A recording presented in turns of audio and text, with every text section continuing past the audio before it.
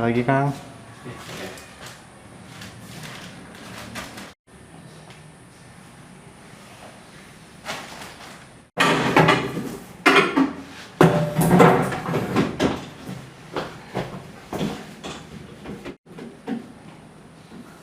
Ya, cukup kan? Satu. Ya, setiap titik, setiap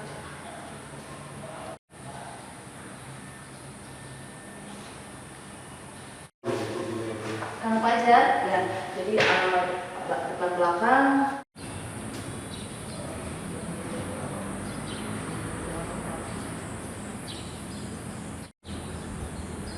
Sini sudah ada meja sama kursinya, mungkin bawa komputer. Kita isinya 25 orang. Seperangkat.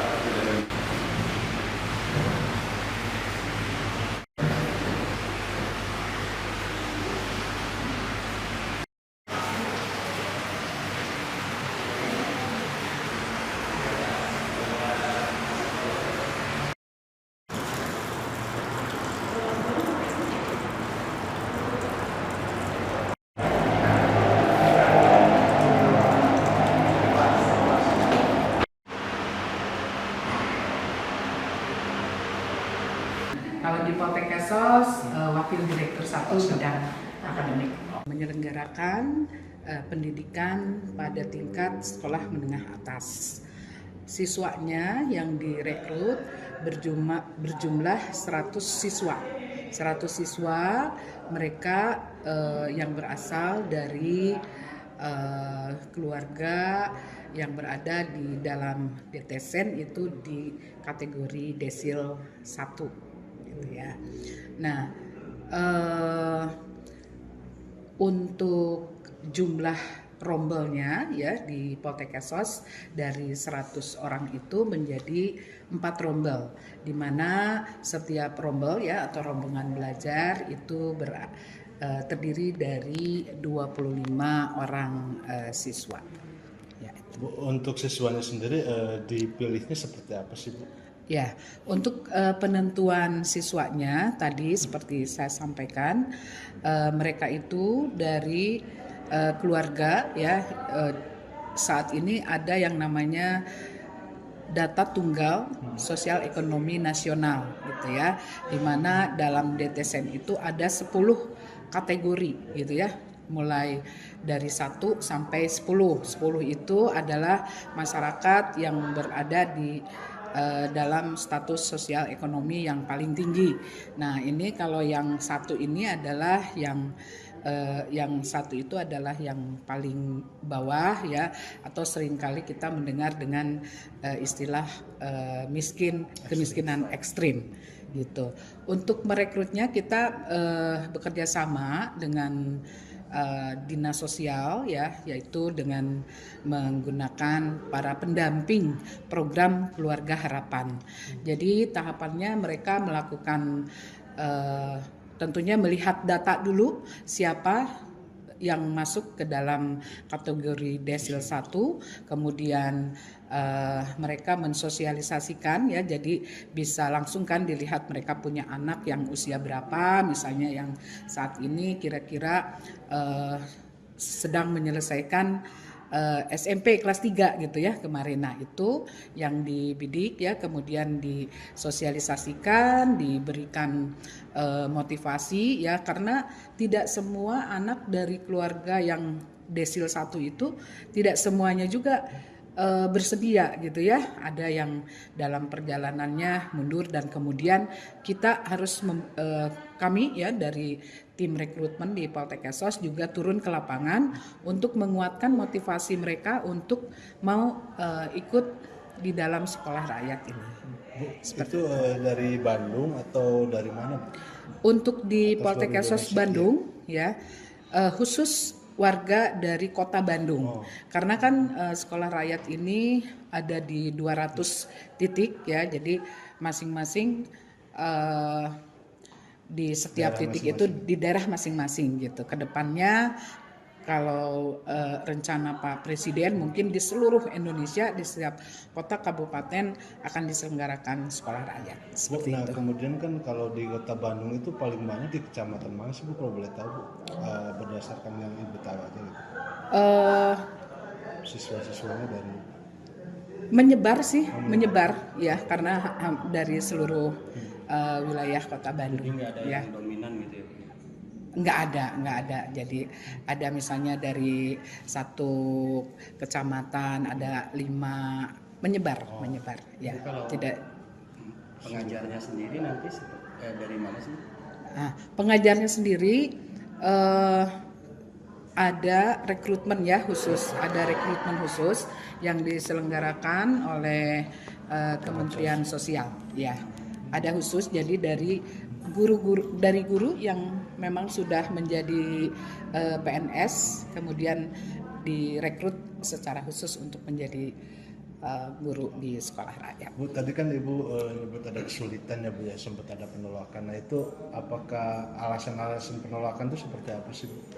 Mengingatkan ini program Presiden. Ya, jadi memang ini perlu sosialisasi yang yang lebih lanjut ya, karena banyak di antara mereka alasannya itu adalah ada yang ingin cepat-cepat bekerja gitu ya. Sedangkan tujuan dari penyelenggaraan sekolah rakyat ini setelah lulus dari sekolah rakyat itu bukan untuk cepat-cepat bekerja, tetapi diharapkan mereka dapat melanjutkan ke jenjang perguruan tinggi atau universitas. Gitu tujuannya kan itu aja. Jadi untuk membuat individu-individu yang unggul yang nanti pada akhirnya mereka menjadi agen perubahan di dalam keluarganya sendiri gitu ya, dapat mengangkat derajat keluarganya supaya ya asumsinya kan kalau misalnya pendidikannya lebih tinggi, nanti mereka bisa mendapatkan pekerjaan yang lebih tinggi, penghasilan yang lebih tinggi, yang akhirnya bisa meningkatkan kesejahteraan keluarganya. Seperti itu kan programnya ya. Berarti tantangannya menyadarkan untuk mengajak itu ya Bu ya tadi. Ya betul, tantangannya itu merupakan satu tantangan ya, karena ada yang tidak mau meninggalkan rumah, lebih baik saya sekolah di sekolah biasa sambil bisa mencari nafkah misalnya ya. Kemudian ada juga orang tua yang keberatan kalau anaknya tinggal di asrama dan seterusnya. Jadi itu memang salah satu tugas dari khususnya mungkin dari pekerja sosial ya, yang harus menguatkan motivasi seperti itu.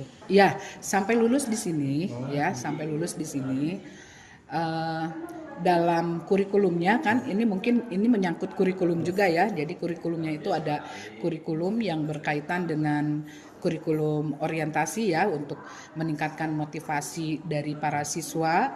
Kemudian ada kurikulum nasional itu yang berkaitan dengan substansi ya mata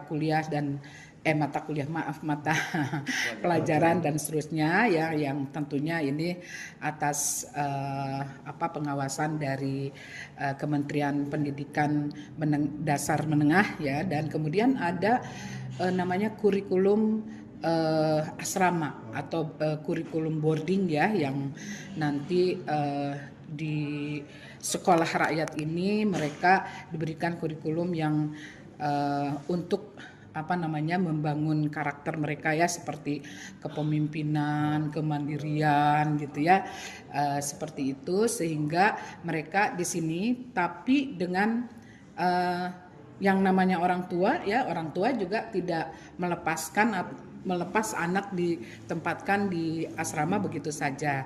Tentu saja mereka perlu dukungan dari orang tua ya selama proses pembelajaran. Jadi nanti di dalam kurikulum boarding tadi pasti ada pengaturan kapan orang tua bisa menjenguk atau kapan anak juga bisa kembali dulu ke keluarganya, misalnya pada saat libur dan sebagainya. Seperti itu. Alhamdulillahirrahmanirrahim, di Politeknik Kesejahteraan Sosial Bandung itu kami mendapatkan mandat untuk menyelenggarakan sekolah rakyat. Alhamdulillah sampai saat ini progresnya sudah 97%. insya Allah. Jadi semua kelas sudah terisi dengan meja, kursi, lemari, papan whiteboard, gitu, papan tulis ya. CCTV serta kipas anginnya sudah lengkap. Jadi tinggal insya Allah lah pelaksanaan ya.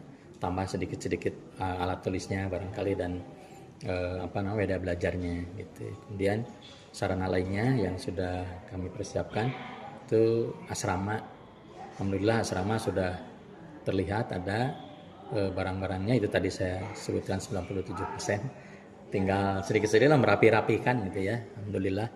Kemudian di sana ada 3 lantai untuk asrama dan juga untuk kelasnya ada 3 lantai. Semuanya ada 100 siswa seperti yang saya disampaikan oleh Bu Wadir ya, Bu Wadir 1. Itu ada 100 siswa, 4 rombel. Semuanya ada di jenjang SMA. Gitu, insya Allah mudah-mudahan semuanya bisa berjalan lancar. Kemudian fasilitas lain untuk cek kesehatan itu akan segera dilaksanakan karena harus berkoordinasi dengan puskesmas tempat, puskesmas Dago yang dekat ini. Gitu barangkali. Pak, kalau kelasnya itu bangunan baru atau seperti apa? Bangunannya rehab karena ini semua ada di lingkungan kampus. Jadi satu gedung itu 3 lantai dikhususkan untuk sekolah rakyat di sini. Berarti hanya asramanya aja ya Pak yang baru?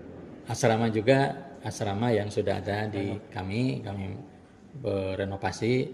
Alhamdulillah sekarang sudah itu hampir selesai. Sudah tersedia semua. Pak, kalau yang di asrama itu satu kamar berapa orang ya? Kan Satu kamar untuk 4 orang.